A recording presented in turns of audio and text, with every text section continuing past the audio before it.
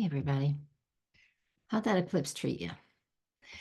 This week's forecast is really important and significant because this week, meaning April 15th to April 21st, we're going to talk a lot about that eclipse point because we're in a frame, in a space that eclipse point gets activated. So let's get started. Right below the video is the list of the aspects, okay? So you're able to see them and follow through. You can also find them in your Llewellyn book if you have that, because that's where I get, well, the list is made for me. I will use it, and you should too. Now, some of the things that you won't see in here is some of the things I'll talk about today. So let's get started, because on April 15th, Monday, April 15th, I'm going to share my screen with you. We have a number of different things going on. Actually, I'm not set up for you yet. Let's do that together. What we're going to do is we're going to take the ascendant and midheaven out, okay? Because we're all in different places. I'm not talking about the south node, so I want to take that out too. And then we'll hit select and we hit okay. And that way you can see, as I've been talking about since February, how we're still in this bundle pattern. We're working our way out of it eventually once the sun gets past Uranus. Another few weeks, we'll be out of the major bundle focus, which really is right here with the exception of Pluto. Everything's within 120 degrees. So even on, this is today right now that I'm looking at, this moment in time. But yeah, so this is what we got going on right now today as I'm recording it. And you can see that it's April 11th today. Right now, it's 10 minutes to 11. And yeah, so let's go hit quit and we'll open up all the aspects that I'm going to talk about today. And looks like there are 10 of them. So we really do want to get it going. And we want to view. And we want to use the chart with declination because I love using that declination so we can see what else is going on when I'm talking about certain things. So let's get started now that we're away from this moment in time. As I'm recording it, when I say now or when I say today, I'm always from now on in the rest of this recording, I will be talking about the chart that is on the screen, okay? Just to be clear. Sometimes, yeah, I do that. All right. Monday, April 15th. Get your taxes filed, get them stamped. If they're not stamped today, file that extension or whatever you need. Today, what we have going on the 15th, it's at 11:23 in the morning, is where Mercury and Chiron are conjunct at 19 degrees and 48 minutes. Now, that's super close to the exact minute and degree of the eclipse. That eclipse was 1924. It's now 19 degrees and 48 minutes. What that represents, what that means, Mercury retrograde coming back to the eclipse point. It was there on March 21st. So before the eclipse, Mercury moved past 19 degrees of Aries. Pay attention and look at what you created or began or initiated back on that date, that March 21st date. I believe I got it in here. Let's take one more look. Yes, March 21st. Was when Mercury was at 19 Aries. So I want you to pay attention to that. Go back and look. Feel now that we're a few days out from that eclipse. That eclipse was beautiful. It was amazing. It was everything everybody said. Hopefully you paid attention to it. But sometimes we don't feel things right away. And then on April 10th, we had Mars-Saturn conjunction. That was a bit tough. For me, that was a tough day. I wasn't motivated to do absolutely anything. And I finally, by 2 in the afternoon, I realized I wasn't doing anything. I just finally said, all right, I surrender to it. It was a frustrating day because I just couldn't get anything done. I don't know how you felt on April 10th, but that's how I felt. Some people could be really motivated with that and find a lot of high motivation and real important focus. It varies. But back to this, Mercury now conjuncts Chiron at that same place that the eclipse is at, and this can really stir some things up. It can again, more miscommunication, more misinformation. However, Again, this is the second time Mercury has been at 19 Aries. It will be here on the 15th and the 16th. So keep those two dates in mind. Chiron is still there. What's coming up? Something, wound, old rememberings. I know just before the eclipse, I was with a family member. We were talking about some stuff that came up from 20 years ago, 15 years ago, 18 years ago. And it's like, oh, that's right. I forgot how painful that was. And you can see it, and then a light is shown on it. And then you can say, look at that. We've healed from that, and we can move forward. We have another opportunity here. And I know that doesn't sound like an opportunity. Who wants to relive an old wound? But it is an opportunity to heal another layer so you can release it. This eclipse will do that. The eclipse point being activated will do that, okay? And on this date, on April 15th, when Mercury is 15th and 16th, when Mercury is at 19 degrees of Aries and conjunct Chiron, it is an opportunity for you to witness that one again. It comes back around in May 4th and 5th. Let's get the numbers. May 4th and 5th. Yeah, it comes back and it does it one more time. So I want you to pay attention to those dates. Those are very, very important. Okay. March 21st, April 15, 16, which is this week that we're talking about right now, as well as May 4th, 5th, and the 6th. There's some things going on there that will reactivate the eclipse point. Okay. Venus will come through. I'll talk about that when it happens. And Mars will come through at the end of May and also activate that eclipse point. I'm probably going to just do a separate video on that for everybody. So keep an eye out for that. I'll post it here first. Let's move on to the next week. So that just means, no, there's more. So the focus on the things that are coming up, journal, process, evaluate. It happens a few more times, okay? But this is the process. This is so good because we don't want to handle everything at once.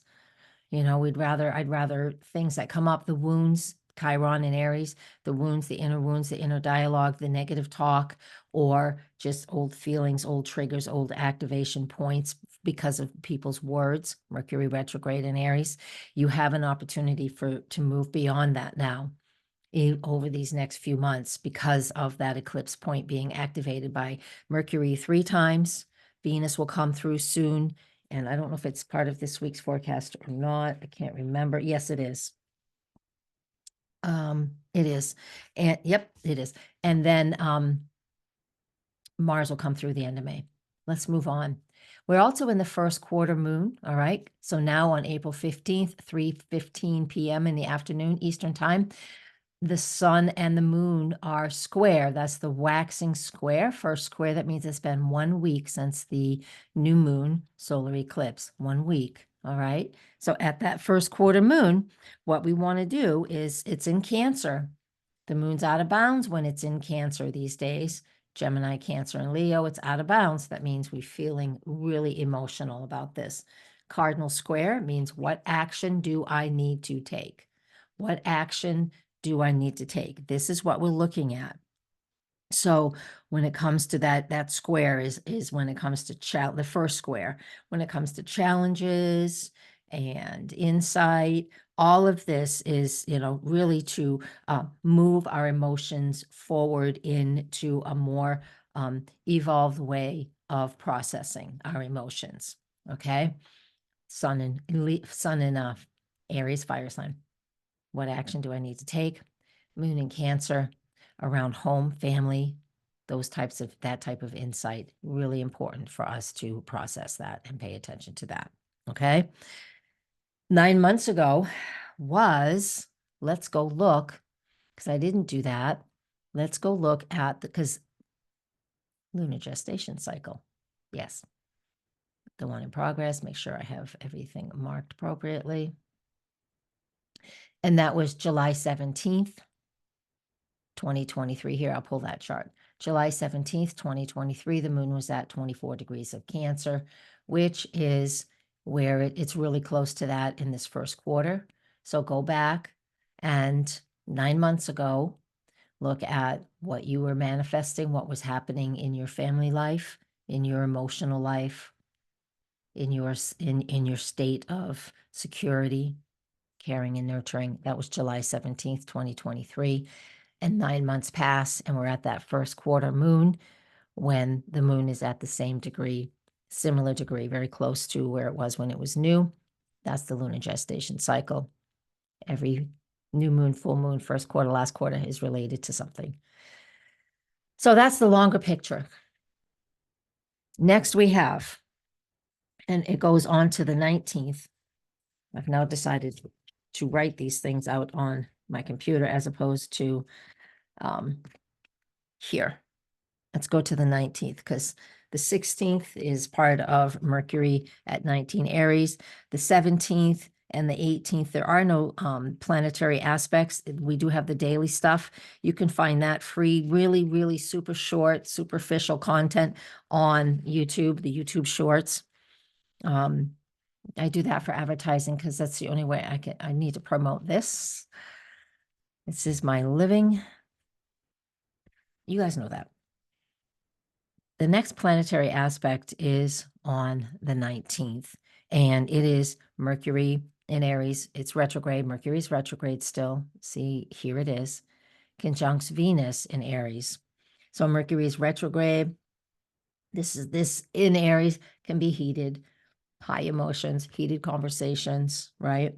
We get to revisit some old relationship stuff. That's Venus in Aries. You know, that Venus in Aries, when it comes to relationships, you know, we're really looking like, what steps do I need to take that feel good for me when it comes to those important steps in my relationships, right? That's one thing, the love relationships. It can also represent communication in those relationships. Mercury retrograde conjunct Venus. These two come together all the time. So it's not uncommon, but the Aries energy, Venus is not a fan of Aries because it's too aggressive for her. She's having to be more aggressive than she's comfortable with because she was in her exalted sign in Pisces. Now she's in Aries, which is really rough for her. You have to be aggressive here when you don't like to be aggressive, when you don't like to be assertive. And the next sign she moves into is the sign that she rules. So Aries is in it's the uncomfortable zone between two zodiac signs that Venus is very comfortable in. Mercury retrograde, conjunct that point, conjunct with Venus, is creating a lot of stress and tension in relationships for the most part. It's mainly relationships. However, we can look at this in what you love and what you value. If you're not in a relationship or a partnership of any kind, it means you're an absolute recluse. So this might not be, that relationship piece might not be in your view.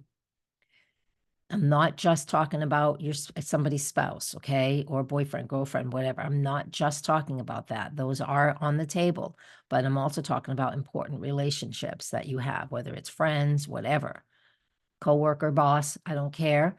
Important relationships. Then we look at what it is we value, what we love, what we value. That's Venus as well. So all of these things are being stirred up while we have other aspects going on too. It's pretty impressive what's going on.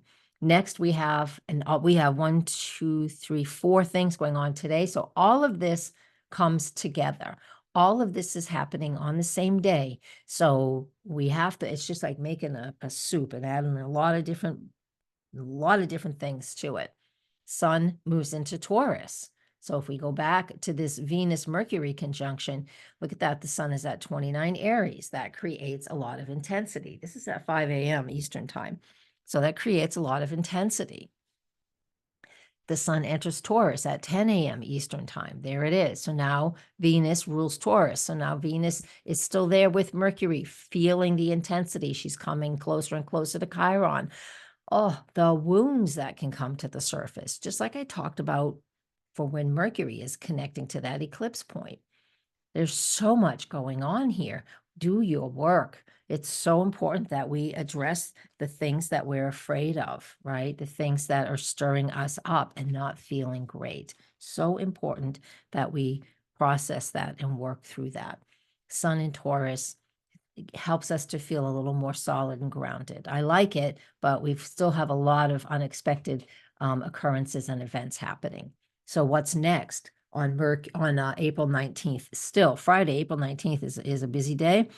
We have Mars sextile Uranus, as well as Mars sextile. What am I miss here?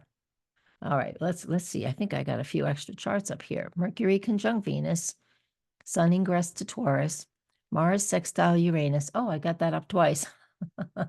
That's why I had 10 in here. Mars sextile Jupiter. There it is.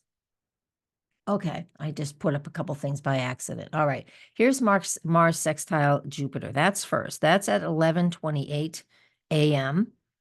And I think it's chart number 5. Nope, it's chart number 6. Chart number 6 and chart number 8. There we go. Chart number 8. Mars. Where's Mars? There it is at 21. Sextiles Jupiter. And then at just around 8 p.m., we also have Mars then it makes the sextile to Uranus. You can see it over here too. Here's Mars sextile Jupiter, Mars sextile Uranus. The conjunction to Saturn is over. It's way too far. I should lessen that aspect. All right. So those two things are happening really simultaneously because on the 20th, these two come together. So what is Mars in Pisces, sextile Jupiter in Taurus? You know, this can create a lot of, I love Mars, Jupiter. I really do. To me, it creates insight. Mars is action, even though it's in Pisces, it still can be some action, emotional insight, action, Mars and Pisces, right? Sextile Jupiter. These two together really do create opportunities and insight and motivation and drive. It is a sextile, so that means sometimes it's hard for us to find any motivation when it comes to sextiles. It really is, because they're super easy and there's just nothing overly motivating us. But the sun is opposite, the moon is opposite this. It's still not going to do much. Take your time. Gather that insight, if you will, to pay attention to where you're feeling motivated. Don't let this, basically what that means is don't let this sextile opportunity pass you by. Don't let it pass you by. We don't have too many aspects between the planets. The moon is making a lot of aspects all the time, but we don't have a lot of planetary aspects when things are bundled together. All we have is sextile, square, and trines, and we don't have any trines right now. Because a bundle pattern like we see on the screen, the exception of the moon, is all within 120 degrees. So that means there's only a couple of aspects that are really going to happen regularly. And the sextiles represent a lot of ease. All right. And the squares are the stress. So, which we need, because there's just so much overwhelming us that sometimes we're not motivated. And I want you to use this motivation. Mars sextile Jupiter is harmonious. It gives us opportunities. We can feel inspired. We're in a waxing lunar phase, so that's even better. So creativity, abundance, moving forward with that. We also have, here's the Mars sextile Uranus right there. It's later in the day. This one is at just about 8 p.m., like I already said. So Mars Uranus, now that the sextile, again, harmonious, because they're both the yin quality. So the receptive, the feminine, the receiving of information. But Mars is wants to take action. So, and when Mars and Uranus come together, they tend to be rather volatile. So this creates a lot of weather events throughout the world. I know New Jersey we all had an eclipse. New Jersey had an earthquake, and it's still rumbling. It's been rumbling for the whole week, off and on, little 4 point something and then 2 point something, just the aftershocks. But it's amazing for New Jersey, but they're on a fault of some kind. Mars sextile Uranus, innovation, sudden breakthroughs, the simple ones, the easy ones, the aha moment. The aha moments, like sometimes somebody will say something to you. Those aha moments from being stuck, right? I was talking to a dear friend this morning about a situation, and she goes, well, it's been like this for such a long time, talking about a current life situation for me. It's been like this for so many years, like almost a decade. Now there's an opportunity for something new. Don't get stuck. This is her words. Don't get stuck in the pattern because now you've settled for something. You have a new opportunity. Don't just say, I don't need that. Don't be like an old person. So then I think of my 90-year-old mother who is just so stuck in her ways. It's like, please, could we just, and trying to convince her to do different things or just to wash her glasses every day. She goes, I don't need to. I don't need to. And I realized that, oh, I'm doing that already. And I'm only 63. I'm doing that. Sextiles like this, the reason I gave you that example is like I'm stuck in a way of thinking and processing. And I judge my mom because she's 90 and she's just really stuck in her way about doing things. And I wish she would just give herself just a little wiggle room. Things would be different in whatever the situation is. And it was brought to my attention that I am actually doing that myself. Just this morning, when I was having a conversation with a closest friend of mine, what comes up is this. When I think of this and I see this Mars sextile Jupiter, Mars sextile Uranus, this is an opportunity to give yourself a little wiggle room and maybe take a little step forward in something that you've been feeling stuck on for a long time. Okay? You have to understand what that is for you. That's the way we work here. I can't tell you what it is for you unless you want to have a session. For any of you, if you want to just really hone in on this eclipse point and this bundle, just go to my website and just book a half-hour session. There are half-hour sessions on it. You just have to look for it. It's at the bottom. And just because if you just want to focus on, like right now. Okay, so don't forget you can do that. Anyways, there's the sun into Taurus, Mars sextile Jupiter.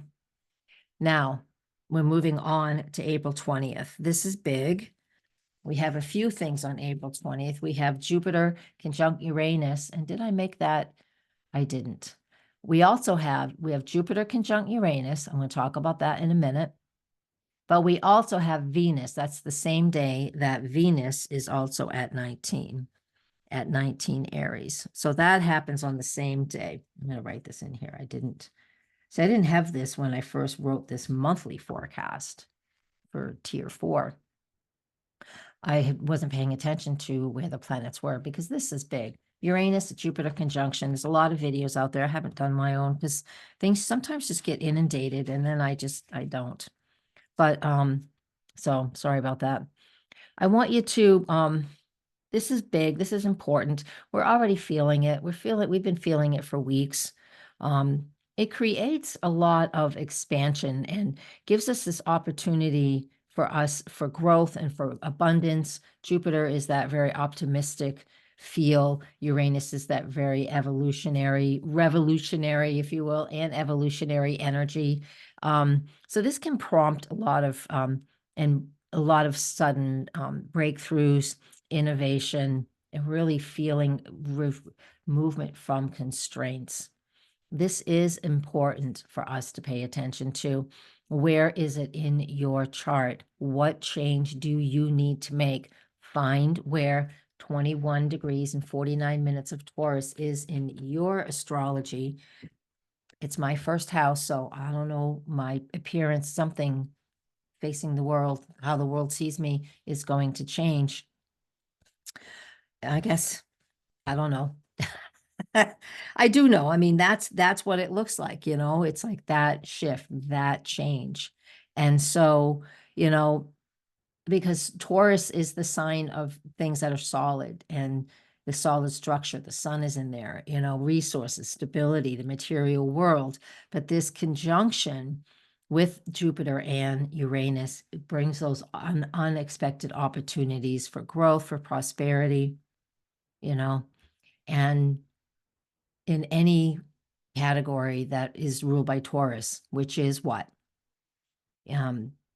Just your land, if you live on land, is there a shift and a change there? Are you needing to do something? Are you a farmer? Are you, whatever it is? I don't know all of you. So whatever you hold, right? That's the land. It could be a shift there. It can also, and we're going to have some severe weather in different places on the planet, which that's typical anyways. But we'll look at the map and we'll talk about that in a sec. But what happens here, this conjunction invites us to break away from the things that have been holding us back. And again, we also have Venus at 19 Aries, which is the eclipse point. So it's saying, what do you value in your relationships? What do you value? Is there something that needs to shift and change? Venus is the ruler of Taurus. So where Venus is and what's happening to Venus is also important when we talk about Jupiter-Uranus conjunction. So you really need to find that. So the conjunction here, in a nutshell, I'll read my paragraph that I've written about it.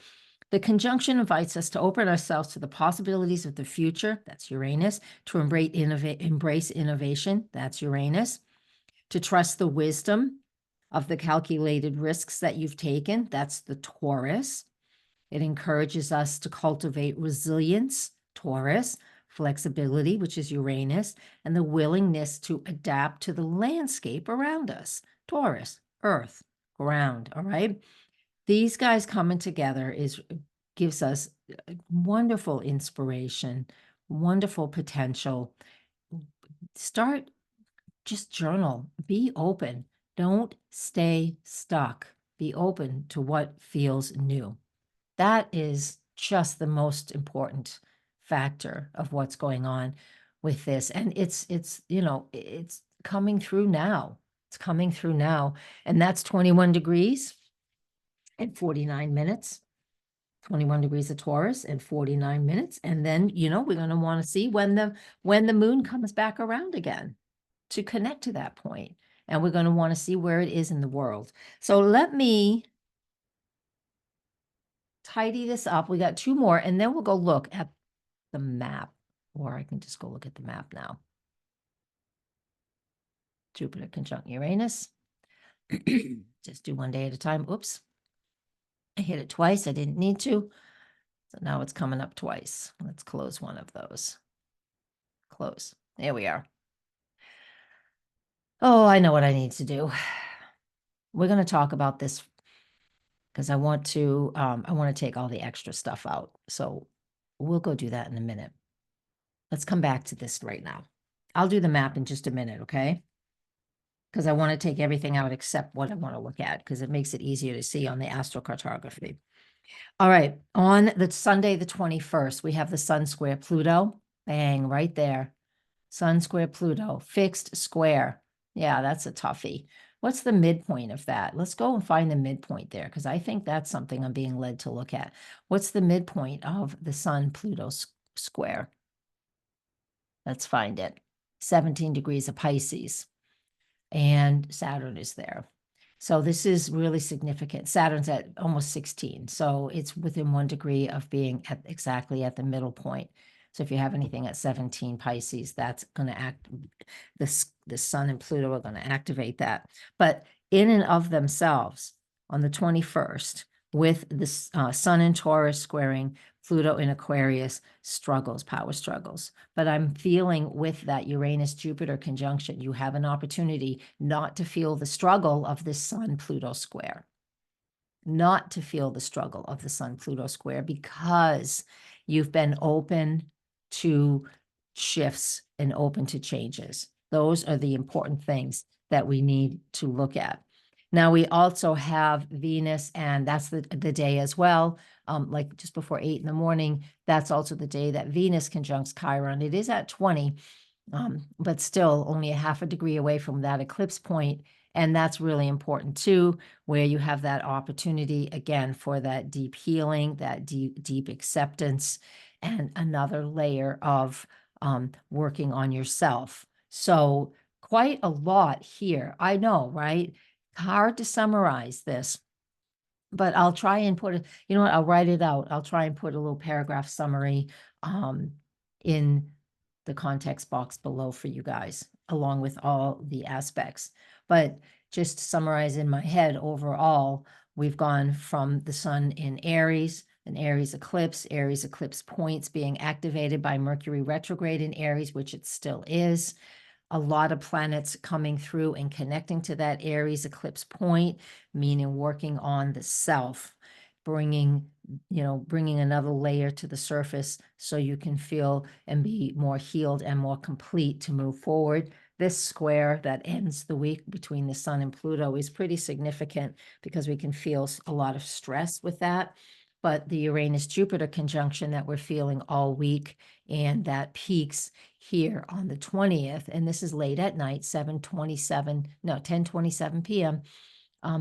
As that comes through, that gives us an opportunity to really open the door to some new insight and some new growth. So I find that is just going to be pretty amazing. So what I want to do now is I want to take everything else out except the Uranus. Let's take the Sun, the Moon, Mercury, Venus. I'm going to leave a couple planets in, Mars and Saturn, and we're going to hit OK. And then we're going to just get rid of this. We're going to get rid of this, and we're going to go here, and we're going to go to the Astrocartography. And that way you can just, I'm going to get my face out of the way. There we are. So now we can see this over here when planets are on an angle.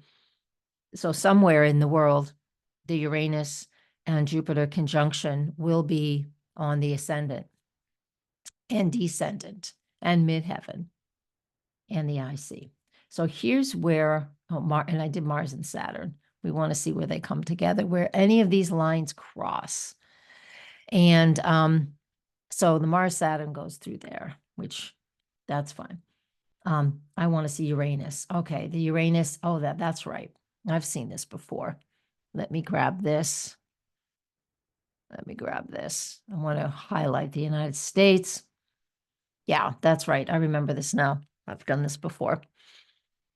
Maybe not with you guys, but I have done it. I want to get my marker out. There we go.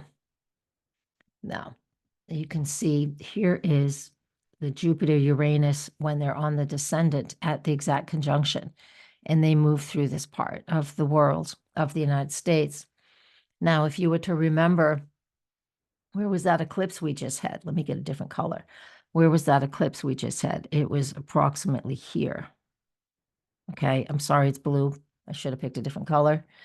And then let's go to red. And then the eclipse that we had in, here's another red one, 2017 came down through here. So it looks to me like this area right here is really active. So we know Texas and Arkansas and Louisiana and all of, but really that area right there is quite heavily activated with all of these aspects, the two eclipses, the one in October, and then 6 months later, we just had that one on April 8th.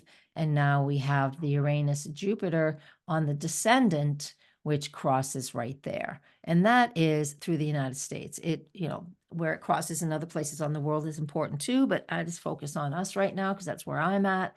So to me, that is a really significant aspect that's going on right there. And what I would like to do then is just to come back and pull all those planets back in again and see if anybody else is moving through those areas too and crossing those lines. We'll just do that for now. And let's go back to that map and I'll ask it to redraw.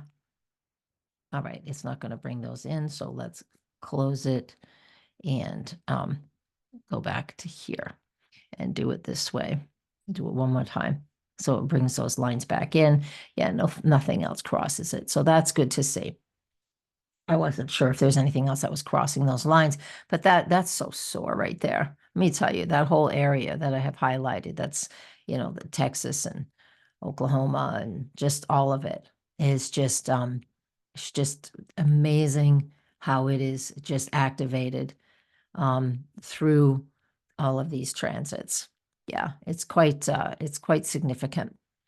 And that, I want to stop right there and I'll bring us back up and I will stop the share. So those things are really important for us to pay attention to. And just to see where it is on your own personal chart, what house is it in? So it impacts that too. All right. Okay. Thank you, guys. That's a big one. I love it. And questions, comments below. I absolutely love the interaction. A few of you are really engaging now, and I absolutely love it. And thank you for doing that, because that's what this platform is about. I can only say so much on my own. But thank you, guys. And everybody, blessings and namaste.